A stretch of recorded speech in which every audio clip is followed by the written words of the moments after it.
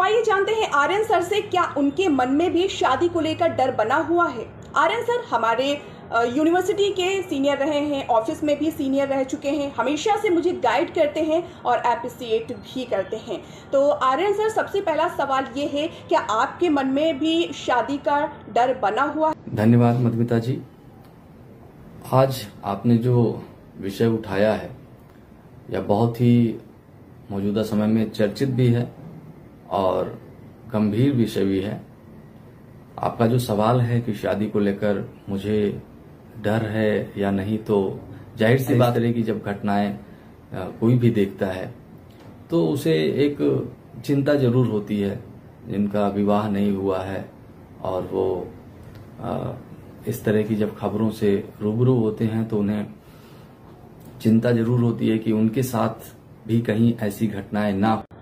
दूसरा सवाल ये है कि क्या आपके हिसाब से लव मैरिज शादी करनी चाहिए या फिर अरेंज मैरिज? तो ये जो विवाह का अलग अलग जो लव और अरेंज मैरिज की ये जो बातें हैं, इसमें हमें कुछ खासियत या यूं कह लीजिए कि कुछ चीजें जो है वो एक पार्टनर में देखनी बहुत जरूरी होती है।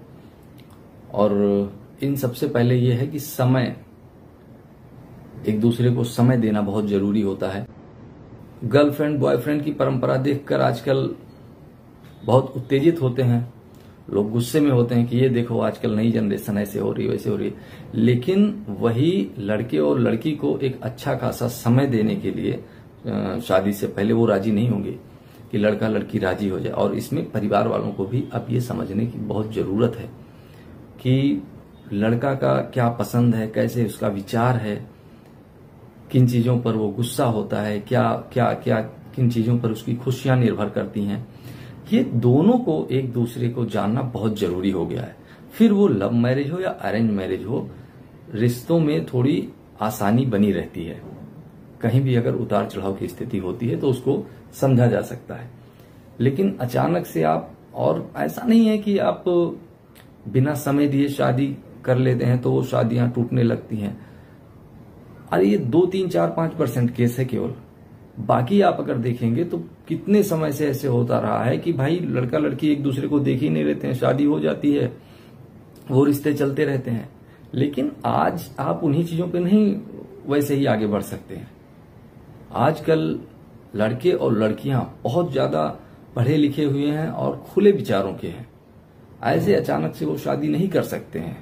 जब वो 50 तरह की चीजें समाज में देख चुके हैं, हजारों लोगों के बीच वो रह चुके हैं, कॉलेज यूनिवर्सिटी में वो देख चुके हैं कि कैसे लोग रहते हैं, तो वो अपने पार्टनर को ऐसे ही चुनना पसंद नहीं करेंगे। तीसरा सवाल ये है कि लड़कों को शादी करने से पहले अपने जीवन साथी में यानी होने वाली पत्नी में क्या खूबियां देखनी चाहिए? हालांकि पहले कुछ पता नहीं होता, बाद में ही पता होता है, लेकिन आज के दौर को देखते हुए क्या चीजें चाहिए होती हैं लड़कों को आपके हिसाब से? कि कुंडली मिलाई जाती है, देखी जाती है, वह भी जरूरी है, आवश्यक है। हालांकि अब उस पर यह भी कहा जा सकता है कि भाई यह रूढ़िवादिता है। लेकिन शनि ग्रह दोष ये सारी चीजें भी देखी जाएंगी। कुछ हद तक इनको भी देखा जाना चाहिए कि क्या गुण दोष मिल रहे हैं परिवारों के आत्मसंतुष्टि के लिए होगी। कि आप अपने जीवन साथी में कौन से वो गुण देखना चाहेंगे, कैसे चुनाव? सवाल किया कि मैं चुनाव कैसे करूंगा। कोई क्वालिटी विशेष मैं ऐसा नहीं देखूंगा, लेकिन हाँ मैं कुछ चीजें हैं जो गुण जो होता है। एक तो होता है कि शादी में आप भी जानती हैं कि कुंडली मिलाई जाती है, देखी जाती है, वह भी जरूरी है, आवश्यक है।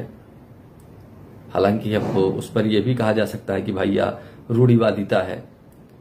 लेकिन शनि ग्रह दोष ये सारी चीजें भी देखी जाएंगी। कुछ हद तक इनको भी देखा जाना चाहिए कि क्या गुण दोष मिल रहे हैं परिवारों के आत्मसंतुष्टि के लिए होगी, जरूरी है। लेकिन मेरी जो व्यक्तिगत राय है कि मैं अपने पार्टनर का चुनाव कैसे करूं, मैं 90% जो है वो जिम्मेदारी अपने परिवार को दूंगा, क्योंकि मैं जो कुछ भी हूं अपने परिवार की वजह से हूं। अब मेरी आगे की पूरी जिंदगी किस व्यक्ति के साथ मुझे जीना है, यह मेरा परिवार मुझे देखकर तय करेगा तो मेरे लिए ज्यादा सही होगा, क्योंकि वो जानते हैं कि मैं अब तक किस तरह से रहता आया हूं उनके बीच में, मेरा स्वभाव क्या है, मेरे विचार क्या हैं। तो वो मुझसे ज्यादा अगर कोई बेहतर मुझे जानता है तो वो मेरे परिवार हैं, मेरे पिताजी हैं, मेरे भैया भाभी हैं। मेरा जब अपना चुनाव का विषय आएगा कि मैं रिश्ते को कैसे चुनता हूं, तो मैं उसमें कुछ बहुत जो जरूरी गुण है वो देखूंगा कि उसके अंदर दया, एटलीस्ट दया जरूर होनी चाहिए। क्योंकि किसी व्यक्ति के अंदर अगर दया है तो कम से कम इतना खूंखार और इतना आपराधिक प्रवृत्ति का तो नहीं हो सकता। अचानक से वो इतना आपराधिक स्वभाव का तो नहीं हो जाएगा। तो दया, करुणा, विनम्रता, समरूपता भी देखूंगा मैं कि हमारे विचार कितने समरूप हैं। किसी चीज को लेकर उनके और हमारे बीच में बहुत ज्यादा अंतर तो नहीं है। आर्थिक समरूपता देखूंगा मैं कि हमारे बीच में आर्थिक समरूपता भी होनी चाहिए। और यही कुछ जरूरी गुण है कि जिन्हें हर परिवार को देखना चाहिए। और सबसे आखिरी सवाल एक और, क्या इन घटनाओं के पीछे उनके माता पिता को जिम्मेदार ठहराया जाना चाहिए? क्या ये सही है या फिर नहीं? तो माता पिता किस हद तक इसमें जिम्मेदार हैं? तो अगर माता पिता को ये पहले से पता है कि उनका चाहे बेटा हो या बेटी हो वो कहीं और बात कर रहे हैं, वो या किसी अन्य को पसंद या नापसंद कर रहे हैं, जो भी चीजें हैं, तो उन्हें अपने बच्चों से एक बेहतर संवाद जरूर करना चाहिए। उन्हें दबाव में या जबरदस्ती उनकी इच्छा के विरुद्ध कहीं पर भी विवाह नहीं करना चाहिए। यह कहकर कि लड़का बहुत धनी परिवार से है, या वो बहुत अच्छी जॉब कर रहा है, या वह बहुत अच्छे परिवार से है। ये एक लड़की जो है उसकी भी भावना उनको समझनी चाहिए, उसके भी भाव समझने चाहिए। हाँ, अगर वो लड़की उस चीज पे राजी है कि हाँ ठीक है, ऐसा परिवार मुझे पसंद है, या अभी तक मैं जहाँ भी रही, जैसी भी रही, जिसके भी साथ मेरा संबंध रहा हो या बातचीत होता रहा हो, मुझे वो आगे रिश्ता नहीं बढ़ाना है, मुझे दूसरी ओर देखना है, तो ठीक। और ये लड़का और लड़की दोनों में होना चाहिए। और शादी से पहले ये बातें अपने पार्टनर के सामने जरूर रखनी चाहिए। हालांकि ये बहुत कठिन है, लेकिन अगर आप इन चीज़ों को पहले रख देंगे तो शादी के बाद में ऐसी कोई भी समस्या होने की जो संभावना है वो बहुत हद तक कम हो जाएगी। और लड़का हो चाहे लड़की हो, उनको कुछ स्वतंत्रता भी देनी चाहिए, एक दूसरे के ऊपर विश्वास करना चाहिए, और फैमिली को जरूर बीच में रखना चाहिए। मैं बता रहा हूँ कि फैमिली वैल्यू जो होती है आजकल सबसे ज़्यादा कम हो गई है। लोग अपने घरों पर बताते ही नहीं कि वो बाहर कैसे रह रहे हैं, किन लोगों से मिल रहे हैं, कैसे उनके संबंध हैं, किन के साथ उठना बैठना है। परिवार को एकदम वो अलग तरह से परिवार के बीच में रहते हैं, समाज में अलग तरह के बीच में रहते हैं। मेरा ये मानना है कि आप जैसे समाज में रहते हैं ऐसे अपने परिवार के बीच में रहिए, जिससे कि परिवार को भी पता रहे कि यह इसका स्वभाव जो है यह ऐसा है। उसमें अगर कुछ गलत होगा तो परिवार आपको उसको सही करेगा।